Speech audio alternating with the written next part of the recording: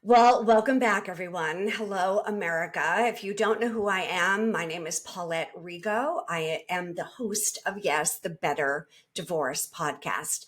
I would have named it the Best Divorce podcast, but I can promise you better. Can't always promise you the best one. But here we are. Happy 2025, everyone. I can't believe I'm saying that this year seemed to have flown by so quickly when I was looking through my photographs. But yes, it is 2025. And what exciting year. I know that I anticipate it's going to be a very exciting year. And here we are moving into this new season of what some people call the divorce season, being January, February-ish. Because that's when so many people make that bold decision to, yes, divorce, or their spouse is saying, hey, honey, we've got to talk. So today, I want to bring to you yet again the best of the best. So please give a warm welcome to none other than Kate Anthony. Thank you for having me, Paulette. I'm happy to be It's an here. honor. I know we've known each other a couple years, but being in this world that we live in, we kind of live in the trenches of what people are going through. Having gone through it myself, and I know we tend to, or I tend to get a little bit, matter of fact sometimes. And I always have to remind myself that this is an earth shattering decision. And I love to be able to bring experts in their fields who can really make that note where it is a decision that needs to be taken so seriously and carefully, mindfully, because hmm it is an earth-shattering decision. So just a brief Yeah. intro here for Kate, for those of you that may not know her, not exactly sure why you don't if you're in the divorce world, but just in case there's two or three of you. But Kate is an author, yes, of the D word, making the ultimate decision about your marriage. She's the host of the critically acclaimed podcast, The Divorce Survival Guide, and the creator of the popular online program, Should I Stay or Should I Go? I personally thought of that for about that topic for 10 years. So if you yourself are in that, group, it's a big club. So get to the back of the line. This isn't usually a decision people may wake up one day and go, I think I'm going to get a divorce. So, um, I just want to welcome you here with this story, but I'd love to start with you to share a little bit of your own personal story for those that may not know about you, and a little bit about your backstory and what makes you want to help others. Yeah, thank you. Really my backstory is similar to so many, right? I mean, I agonized over that question for years and years. I was, seemingly from the outside at the top of my game, right? I was married and I we had a small adorable child, lived in Los Angeles. We had, a nice house, drove nice cars, things were good. I was on a hit TV show. All the things were really, looking good, but I was dying inside. Mm-hmm. And I was asking myself the should I stay or should I go question for a good 2 or 3 years. I think, well, if I'm honest, probably actually the whole time we were together, the whole 10 years. um, but really, in the last couple of years, what I've since learned is that the average, I think, time that people think about this is about 5 years. So if you have been agonizing over this for years, if you feel like you just can't figure out how to do this and how to make this decision, you're not alone. It as Paulette, as you said, this is the big one of the biggest decisions you'll ever make in your entire life. And the consequences of the decision are nuclear. Uh, you're literally going to be blowing up your family. And you get to do that. You get to make that choice. You deserve to be happy. You do not have to suffer. This is your one wild and precious life, as Mary Oliver says. And so you do get to make that decision, but obviously it's a huge one. And obviously it's a very painful one. And so, once I finally got out and was able to identify what was really happening to me in my marriage, which was a lot of emotional abuse and infidelity. And once I kind of figured out, like, oh, right, oh, that's the reality of what was happening, which very often we can't quite see while we're still in it because of the gaslighting, because of the confusion that all creates. We're actually not able to access that part of our brains that explains what's happening, right? Once I was able to do that, I wanted to help other people shorten that time. I figured, when I was going through this, I was asking people, how do you know? Because what we all feel is that there's just one thing I haven't done that's going to fix this. There's that one therapy session, the one thing that I can say, the one, workshop I can do. There's always just, and I'm sure that I am like leaving before the miracle, right? And so what I want to say is there is no magic bullet. There is no one thing. Um, but there is, so I was asking people, and the response that people were giving me, they were saying, well, when you know, you'll know. Mm. And that was true. But I also knew that over time, I realized there's a way better answer to this. And it is in the process of understanding what's happening, understanding why you're unhappy, right? All of that stuff. And so that's sort of what led me to start working with women through their divorces, and also helping them make the decision whether to stay or go. Mm. Well, I know I'm nodding my head if you're listening to the audio and not watching the video. I'm agreeing with so many things that Kate is sharing with everyone. And going back to that time frame, uh, I was 17 when I met my first husband. So that's unusual. Got married at 22, turning 23, because it was in the summer and my birthday's in August. And before I knew it, I was in this long-term marriage with a boatload of children and living in a big house, just like you were describing your perfect lifestyle with the Yeah. husband and the car and the kids and the lifestyle and the white picket fence, as we all joke, with the holiday parties and everything. And it just seemed like a poster child perfect fairy tale life. Yeah. People used to joke that I was Cinderella, or I looked, it was like Prince Charming, and my dress was pink. And I'm not joking. I looked like Glinda, the Good Witch. So, with the strawberry blonde hair and the big puffy pink dress. So it just seemed so perfect. But I soon thought, how did I get here? And what do Hmm. I do? And how come I'm not feeling comfortable in this? There was so much fear living inside of me. And I just kept smiling and putting on the brave face and, Yeah. Yeah. doing all the things I was supposed to do, right? But Yeah. that statistic of 5 years, I always ask my clients, usually an intake, whether I'm mediating or coaching, it depends on the situation, but I usually say, how did you find me? And, and of course, all the research people do or should be doing, but it's, well, I've been thinking about this. And then I say, how long have you been thinking about it? Right.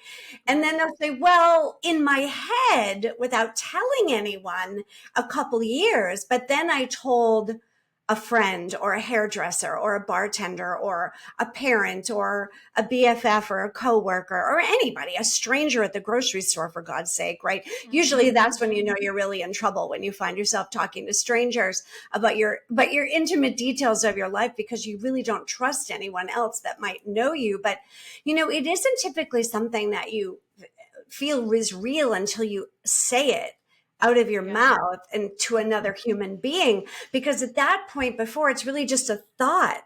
And if Yeah. no, sometimes I remember looking around, Kate, and thinking like, can anybody hear what I'm thinking?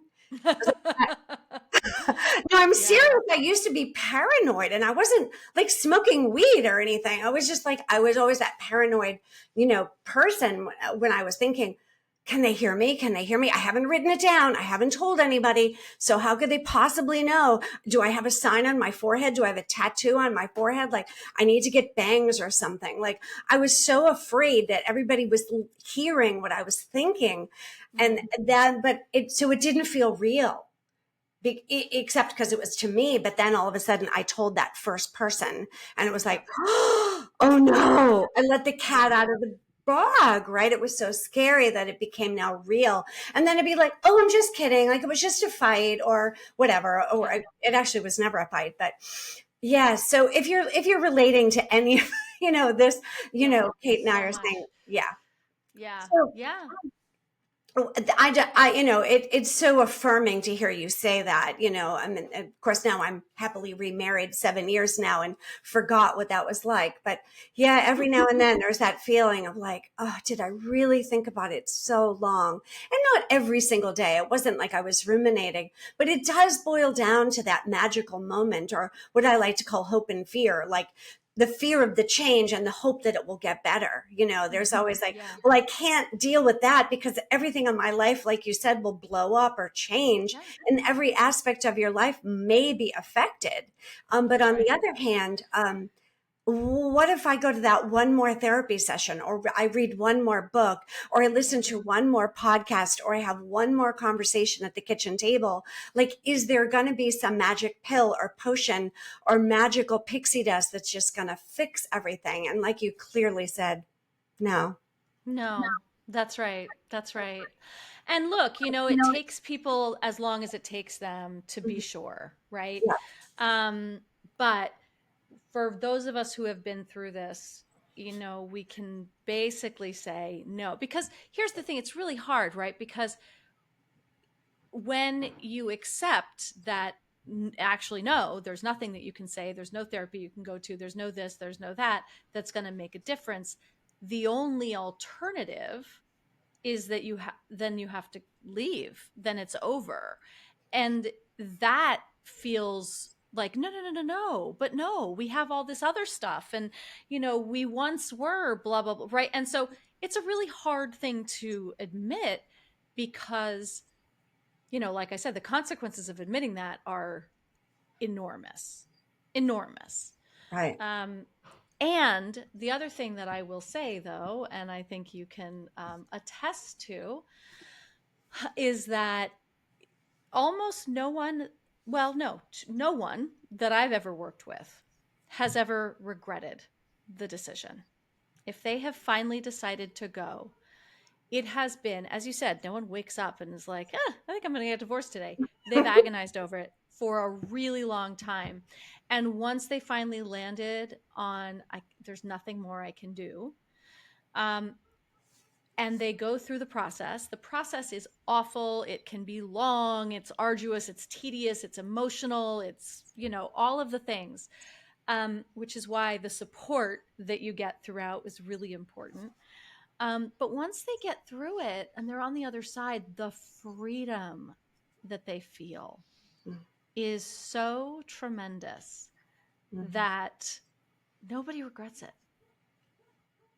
Yeah, you're So, not going to get an argument from me on that. I mean, yeah, I always right. like to say that you feel unencumbered, unburdened by Mm-hmm. that the fear that you had being in that situation, like the discovery, the interrogatories, all of that, whether you're whatever method of divorce you're using, and if you're litigating and all that. And obviously we're not having a topic today about the process of divorce, but Yeah. the process, as you said, I mean, let's be blunt, it sucks. There's nothing fun Yeah. about it. It's No. expensive, it's long, it can be all those things, but Yeah. it is very, very, very freeing. I have to agree, that feeling where you just feel liberated, and um, in a way that I always say you won't be able to imagine the new feelings that you'll have of looking in the mirror and saying, who am I? And wow, I do not recognize who I was.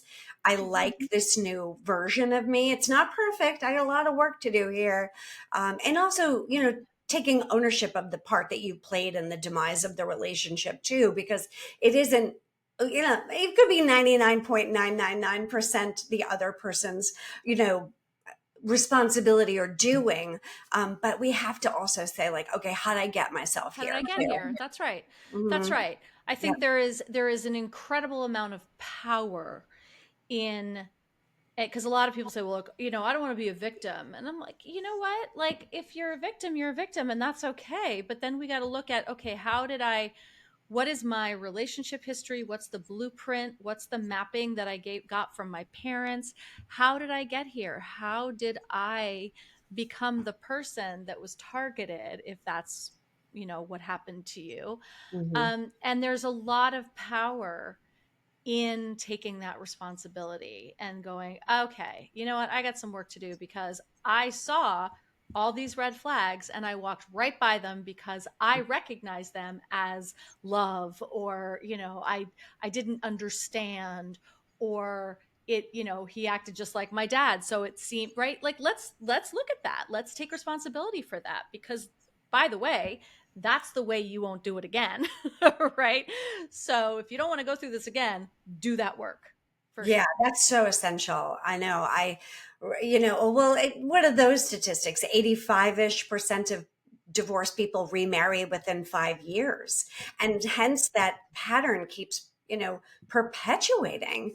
And then, of course, the statistics for divorce for second and third marriages are not better than Nope. first marriage. So we have this vicious cycle of wanting to be in a committed, connected relationship, but yet also not wanting to repeat the cycle. So you darn well better do the homework, or you're going to need me and Kate in the future, which we Yeah. don't want. As much as we'd love to help people, I always say I'm the one professional in your life that does not want a repeat client. I just don't. That's right. I do not either. I Yeah. want you off and flourishing and thriving, and like with healthy recovery, so that you don't Hmm. do this again, right? Yeah. Because, as you said, the statistics for second and third marriages are far worse.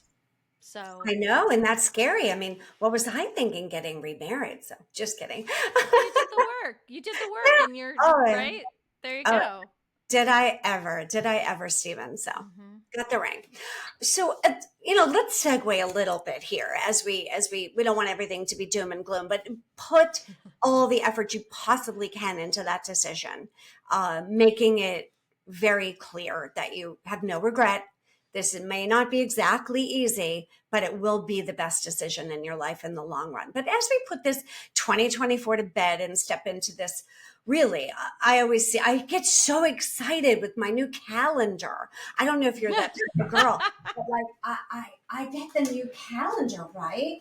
And it's empty, right? The whole like, oh, look at that. Isn't that, it's so juicy. It's like a whole year of promise and excitement of travel and like the whole, I don't know, the whole thing, and like what I'm going to do, what I'm going to create. And I get so excited about a new fresh start in a new year. But as we mentioned, boom, that Monday after New Year's, it's insanity with how many people are now like looking at the calendar saying, I cannot live one more year like That's the right. past, right? Like the That's right. 2024, 2023, 2022, and going back to whatever year you initially made this commitment.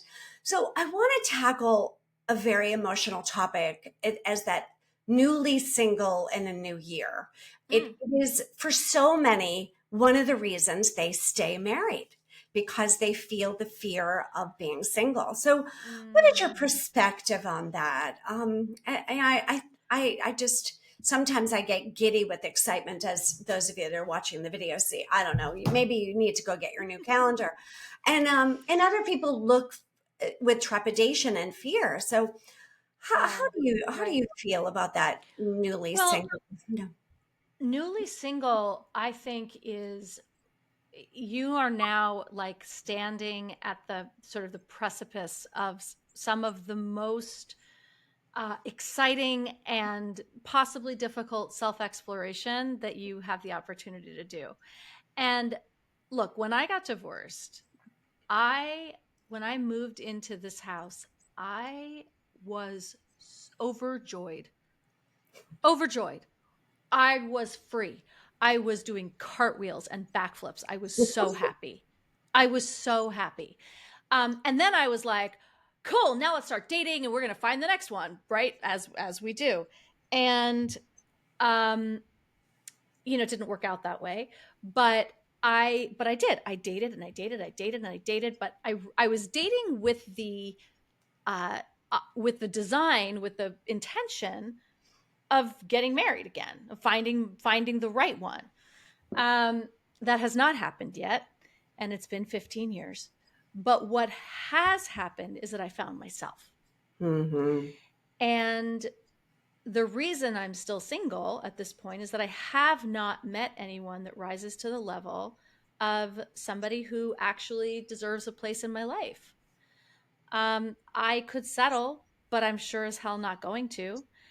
And the opportunity ahead of you right now, the opportunity to get to know yourself, to learn who you are, to sort of, you're kind of sampling all the cookies at the cookie store and just, but with an eye, right? If you think of it that way, like dating after divorce, if you think of dating as I'm going to the store and I'm going to sample all the different chocolates that they have here, and then I'm going to get to know which is my favorite and which kinds I like and which kinds I don't like, then you're keeping the focus on yourself. What I did when I first got out, and what so many women do because this is our social conditioning, is that we are looking at the other person and we're like, does he like me? Does he like me? Am I cute enough? Am I skinny enough? Am I funny enough? Am I whatever? And we're not asking ourselves if we like them. So if you think of it like, I am going out and I'm actually learning about myself. I'm learning about what I like in a person, what I value. If I come home from every date, instead of feeling like giddy about like, oh, does he like me? And oh, that was fun, ask yourselves what made it fun. What about this person did you enjoy? Did you have similar values? What were they? Did you like his sense of humor? Why? um, because then you're learning about yourself and you're learning what you like and dislike. And when you've been in an unhappy and definitely an unhealthy relationship for as long as you may have been, you've probably lost sight of all of that. And when we've lost sight of that, that is we abandoned all of ourselves in order to stay in this relationship for as long as we did. And so now we have to go through the process of refiguring out who we are now. And it's not the same as the person that we were going into this. Maybe we've had kids. And if you're a woman and you've had kids, you've biological children, you've actually changed on a cellular level. Like everything is different. Your lifestyle is completely different. So what do you like now? And if you use the opportunity as a curiosity about self, what a fun time, right? um I urge everyone to not get into anything serious for at least a year. take the time take the time to be alone.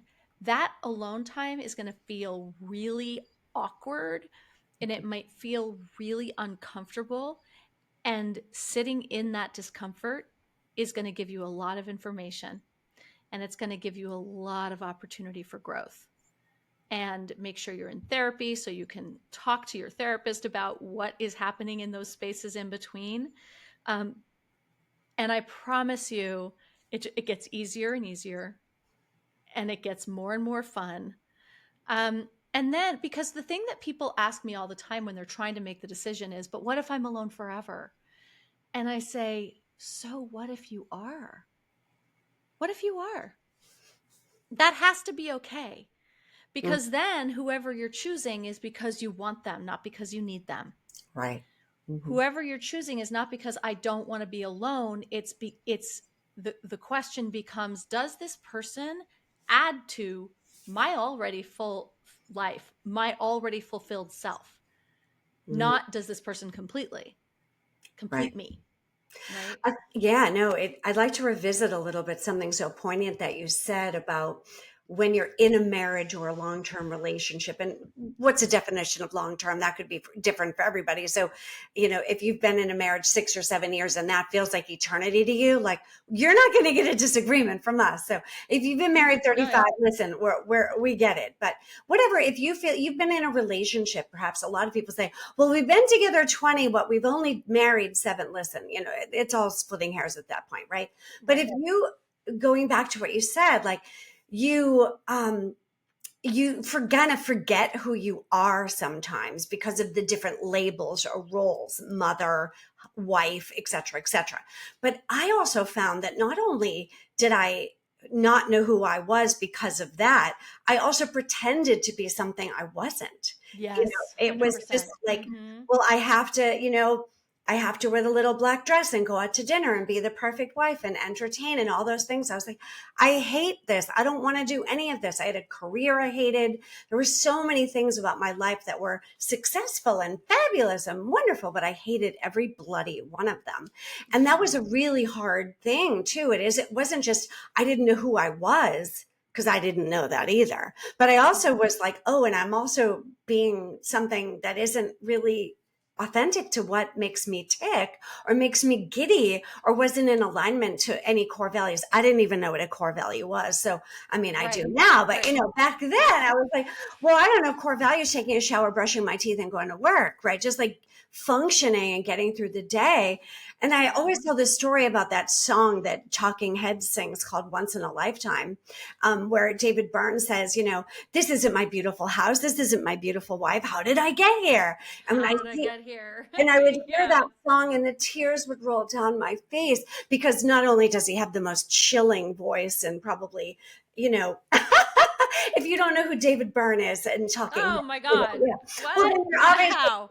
you're obviously too young to have this Right. conversation, but I'm glad you know who it is, but that song, like, he doesn't actually sing it, he talks it. It Yeah, goes right through I your blood. So do. yeah, you've Yeah. got to find that thing that makes you like shake you and say, what are you doing? Like, why are you doing this? So, um, yeah, so that whole newly single thing, it's like, I remember leaving with $37 in my checking account and 100 cardboard boxes and sitting in an apartment with piles of stuff. I didn't even know it was in the boxes. So I just told the mover to, take everything in that room or whatever. And slowly unraveling the contents, thinking, wait, I don't even like this stuff. like, what Hmm. is this stuff? Right. Why do I have this stuff? It was incredibly shocking to my soul. It is a Yes. very exciting and scary time, as you mentioned. But so if you had somebody that was, came to you and they were newly single and really struggling with that, uh, what were some of the things that helped you the most when you went back from, divorcing to moving out Hmm. of the marital home or whatever your situation was? That were there were some go-to activities or things that you did that brought you joy or like made you get over that hump the most? What worked really well for you? Um, I don't think the things that I do with my clients now are not the things that I did for myself then, because I wasn't a professional and I wasn't, and I think I made a lot of mistakes as I was going through. But like, I love what you said though, Paulette, about like unpacking the boxes and asking yourself, sort of like a little Marie Kondo experience. Like, does this spark joy? Do I Right. like these towels? Do I like this color bedspread? And as you're going through it, going, like, you get to it, and it's the same thing as the dating experience. It's like, as you're hanging pictures on your walls, do I like this? Or did I buy this because he said I should like it, or I felt like I was trying to project something? And so the slowing down of like asking yourself these questions as you're sorting the boxes, as you're packing things, as you're right, I think is just slowing down and asking yourself those questions. And I think, what I do with my clients now is an exercise around connecting with their inner guide. their most sort of grounded, all-knowing self that we all have within us, and that most of us have rejected for some reason. We have the critics that drown it out, and so we kind of stopped listening to that voice a long time ago. But it's the one that was going, "Whose house is this? Whose life is this? This is not my beautiful house. This is not my beautiful wife, husband, wife, whatever. Right. Like, what is happening?" It's that voice, right? And so connecting with that part of ourselves in the quiet moments, Mm. just in those quiet moments, to go, what is it that I want? Who am I? Right? Do I like this color? Right? And the Simple first things. Yeah. voice that bubbles up, right? Before the critics start going, well, you should because you did, and you know, and your mom said, and blah, blah, right? No, not that. The first one that bubbles up, it's like a boom. That's your inner guide. And Yeah. so I work with my clients to just continually connect with that part of themselves, so that it's a muscle that they can exercise, and it gets stronger and stronger and stronger, and you get more and more confident in hearing that voice and going, oh, there she is, right? Yeah. And so often with my clients, they'll be like, I don't know what to do, and I don't know, and I'll go, okay, stop, let's connect with your inner guide. We take like 3 breaths, and if they've done the exercises and done the visualizations and the meditations, they go, oh, right, okay, and it's clear as day in that moment, right? It's all the other stuff. So you have, as a newly single person, this amazing opportunity to connect and connect and connect, like every night, light a candle and ask yourself, what do I know? What do I want? Right? For dinner, this was a huge one for me. I don't know what I like to eat because I'm always like catering to somebody else's needs. Right. What do I want for dinner? Right? Closing your eyes and asking yourself that question can be incredibly powerful. So simple, Mm-hmm. but it's a way of connecting with that part of yourself that you have probably abandoned for a long time. Yeah. So true. I'm just getting flashbacks as I just made up a word, flashbacks as flashbacks. One of my most impactful memories of this journey, when I didn't know the answers to those questions that you just said, that intuition, and is the first thing I did was I'd go to the bookstore, because the internet wasn't really what it is now. It existed. I didn't get divorced that long ago, but but it wasn't what it is now. And No, social no, media no, used no. to That's just right. be, posting pictures of rainbows and all that. If Right. you That's remember right. that, Same. when Instagram Yeah. was basically a photo album. But I would go to the bookstore, and there were many, many, many of them back in the days. Back in the day, right? There were Back in the bookstores. There days, was no Instagram. and I would go in with my iced coffee because I was addicted to sugar and caffeine, Mm-hmm. because I was a dance teacher and I lived on food that came from a vending machine, because Mm-hmm. that's all Mm-hmm. the nutrition that happens to be in a studio. So I lived on candy bars and soda.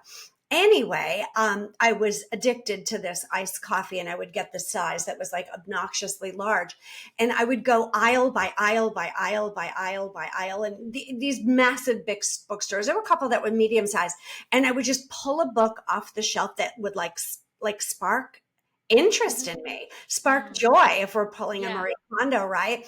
And not that I would buy them all, don't get me wrong, but they would usually have big leather chairs in the They corner. used to have Yeah. chairs where they And don't I have would them anymore. It's no, so and I would annoying. sit there and kind of go, ooh, look at flowers and gardening. And I would, go through the cooking section. Then I'd go through of course, the self-help section. Oh, dear Lord. I think I bought every Louise Hay book known to man. And I went to New York City and met her back in 2012 before she passed away, and met so many of the authors. And I really got into reading a lot about everything that made me excited about life that I never had the time to do because, of course, I had the husband and the children and the job. And that was all my life revolved around that. Yeah. Exactly. And I would sit there at home or my new apartment with just cardboard boxes and books and think, oh, wow, look at all this world of like whatever the topic was about. And then once I found the topics that got me excited, I would study them. And I did my 200-hour, my 300-hour, my 500-hour yoga teacher training. Then I did another 500-hour teacher training once I met Rod Stryker. And then I did my macrobiotic chef and counseling training. I Wow. became an Ayurvedic consultant. I became a birth doula and a lactation consultant. And because I'm a constant learner, but these are things I've always been excited about, as you can Yeah. tell, but I Yeah. never could do or had the time to do or thought I Yeah. had permission to do, or because they were kind of weird or awkward or weren't socially acceptable because of their, not necessarily, I don't know, the norm that I would do. If it didn't revolve around dance, then I couldn't talk to my mother about it because she was a Mm. dancer. And if it didn't revolve around, I don't know, how to set a table for Christmas, then I didn't have anything to talk about. So that just was for me like one of the steps that really worked. Yeah. I know we I now love that don't have as idea. many bookstores as we used to, but there are still resources like that. Find something that makes you smile or go, Hmm. ooh, like that's really interesting. I'd like to learn more about that. Doesn't mean you need to go crazy like I did and become, do a deep, deep, deep, deep dive. But my divorce took a decade. So I had a lot of time on my hands Oh to my kind of God. get through that. But yeah, you're so right. It's like, what is it that makes you go, wow, I love that color. I want to eat blank for dinner. Hmm. I don't really like country music, or I don't like hip hop or whatever it is, not making fun of Right. any music, just giving you examples, but you just have to find that thing that makes you really like giddy, and to find that part of your life that maybe feels like you've been pretending it didn't exist, like whether that be that typical wheel of life exercise of like Hmm. career, Absolutely. money, fitness, family, excitement, entertainment. You can make up your own wheels too. You don't have to go with the wheel they give you, but you just have to make it yours, right? It's Hmm. your life. And Yeah. this is a whole new opportunity for you to see this as a new chapter. Yeah, Mhm. I 100%. I love the idea of browsing the bookstore, right? There, they do have some. You have to sit on the floor now if you want to browse anything. There, I was at Barnes and Noble like a few weeks ago, like a month or so ago. I was in New York, and we went to Barnes and Noble, and I was like, "Where are the chairs? This is awful. Where are the chairs? I want to Yeah, they sit used and to have like flip big through a book." couches and coffee Yeah, tables, and not anymore. But I know. anyway, you can Yeah. still do that, and there are some wonderful independent bookstores, like whatever. I also have, I'll tell people to go to like Michael's, to go, like, if they're like, I don't have a hobby, I don't know what my hobby is. Like, okay, great. Do you like crafting? I don't know. Great. Go to Michael's, walk around, see if there's anything that, sparks joy in there. I am not a crafter. I definitely do not like crafting. I tried all the crafty things. I'm terrible at it. I hate it. Um, but you just experiment. Like, what do you tune the radio to? Mhm. I unfortunately in this day and age, my hobby for many years, that I shared with my ex-husband, actually, was politics. And we used to get up every Sunday morning and watch the McLaughlin Group, because that's how old I am. And we would watch all the morning shows and all of this stuff, right? And it's getting harder to have that as a hobby these days. Um, but that was, I was like, what's my hobby? Oh, right, that's a hobby. That's valid as a hobby, to like, listen to, because I would always put on like NPR and listen to the news and listen to, political podcasts. That's what I do. Um, so just sort of just a hobby doesn't have to be a crafting project. A hobby Sure. doesn't Yeah, have to you don't be, have to bake it could be reading cookies. or Yeah. gardening. Yeah, that's right. That's right. I So like to think of it again, as an interest too, Kate. It isn't just like, like I did that's used to get right. really into scrapbooking of all things because I Mm, love photos and I had boxes of when I left the marital home, I left all the pictures. I did mm, not take one photo album. And mm. my photo albums were like I used to write them in calligraphy. All my kids' baby books had tissue paper. Oh Like my I was an God. OCD mother. Wow.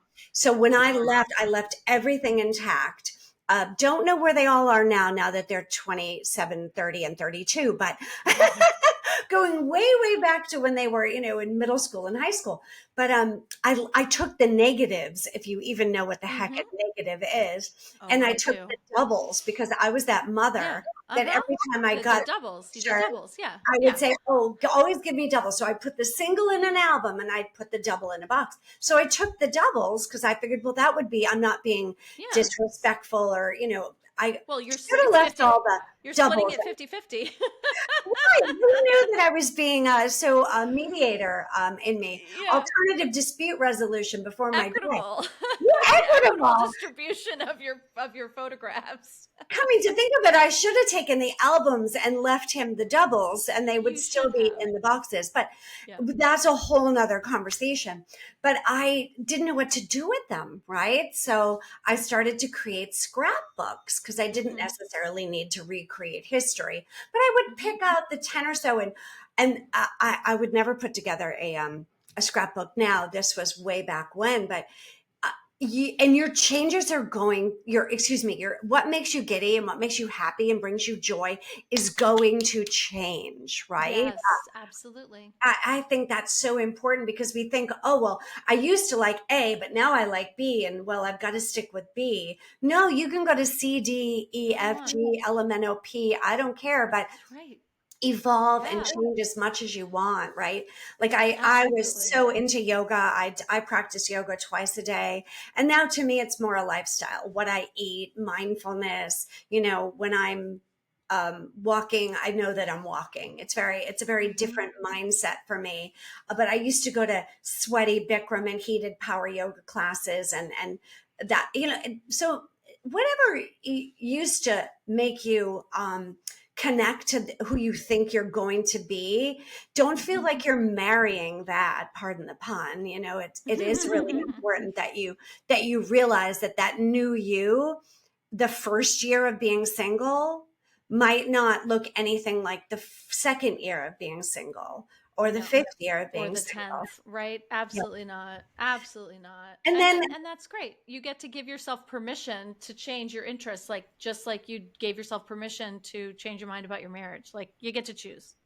and you talked a little bit about the dating or the new experimenting with things as like a taste tester, like Mm-hmm. I like to think of it as a buffet, Yeah, right? Like when right. you go to Yeah. those obnoxious buffets in Las Vegas, Ugh. do you know the ones I mean? If you've ever been, and they're like Yeah. $150 and if it per person, and you could never eat everything there is at this buffet, or you would die from Mm-hmm. gluttony. But never meant you've got to at least fit. So you have to at least be willing to try something, right? Mm-hmm. New. Right. Yeah. Don't just go for the scrambled eggs and the dry toast. Not I for mean, $150. no, yeah. Exactly. No, I wish I was exaggerating. Of course, it's bottomless everything, and you stay there Right, 24 right. hours, and it's 4.5 tons of crab legs and oysters and you name it if it exists. But be willing to at least get out of your comfort zone, That's right. and Yeah. try something a little bit different, right? That Mm-hmm. can be really scary. Like, well, and I know I'm giving you a buffet as an analogy, but it's important to be willing to try something a little bit because Absolutely. it's I agree. scary. I agree. Yeah, Yeah, because look, the alternative is you just keep going the way you're going. And you've already made the biggest change in your life. right. So why not sort of fling the doors wide open and say, "All right, life, what you got?" Exactly. I know. It's just to have the confidence that you can do this on your own, which is a new um, mindset for so many, Absolutely. because you're Hmm. always used to that old paradigm of being a couple and having to Yes. ask permission or Hmm. check in or, well, would this be okay? And now Hmm. you're all of a sudden looking around and there's no one to hold you accountable but you. And That's right. that's the magic of being a new person and being newly single and being open to dating and trying new things and exploring. And go ahead and spend 3 hours in the bookstore if you have it.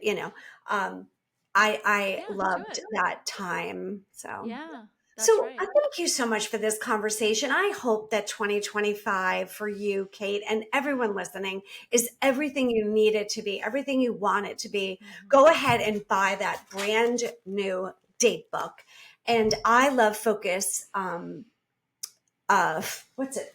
Right now I'm using the productivity planner, which I Hmm. adore. I should Okay. probably try to do a little bargaining with them because I sell these to everybody. But there's also the focus planner that Michael Hyatt has. But I Hmm. find this one is really, it's nice and small. The other Hmm. one gets too much. Whatever works for you, like Yep. 2025, and look at it being empty. Buy a perfect pen or pencil. I'm a pencil girl myself. And why do I use pencils? Because everything changes. And That's and right. make an opportunity to make this year your year. Right? Hmm. Absolutely. So Absolutely. any Yeah. parting words of wisdom for 2025, Kate? I think, what I always say to women, and I stand by it, and I think it's, it's sometimes the most important things that a woman in particular needs to hear, but everybody, is that you deserve to be happy. Nobody was put on this earth in order to suffer. You deserve to be happy. And so now we have to go figure out what that happiness is. And this is your opportunity to do so. Right. Well, thank you so much. I've loved this conversation. I hope everybody has gotten some value in it. And what is the best way for people to learn more about you, follow you, work with you? Hmm. All of her data will be in the show notes. Don't get me wrong, but but what is the best way for people to find you? Yeah, so everything is on my website at kateanthony.com. My podcast is the Divorce Survival Guide podcast, which is on all platforms. And my book, The D Word, Making the Ultimate Decision About Your Marriage, that is available. There it is behind me. It is available on wherever books are sold. But again, all the links and everything are on my website, kateanthony.com, and also my programs. I run a wonderful group coaching program for women going through divorce. And it's a beautiful collective of support and, championing and advice and all of the things. So you can find that on there too. It is great to have that group think tank and support when you're really working It's through that amazing. the trudges of that, and especially the Absolutely. decision making and all that, because and having a sacred container where you know that you can trust everybody that's going through the same thing you're going through. Yeah. Yeah. I wish that existed way back when. Girl, same. Girl, same. I know, Yeah. but I do believe that Kate and I and many others, although there are not that many of us, are trailblazers in creating an optimal experience. Divorce, yes, is not fun, but it can be a better experience. And if you are going through any stage of divorce and you potentially are considering mediation as a private alternative dispute resolution expert and as a private mediator. And I only pretty much coach people through that are going through trials and appeals in very highly litigated cases based on my personal and professional experience. It is a life-changing experience to be able to do that with grace and wisdom and dignity and receive the outcome that you deserve instead of just allowing the powers that be create the new chapter of your life or um, making it something that isn't ideal. So until next time, here we go. Let's venture into 2025. Thanks, everyone. Until next time. Thanks again, Kate. I will Thank see you you. soon.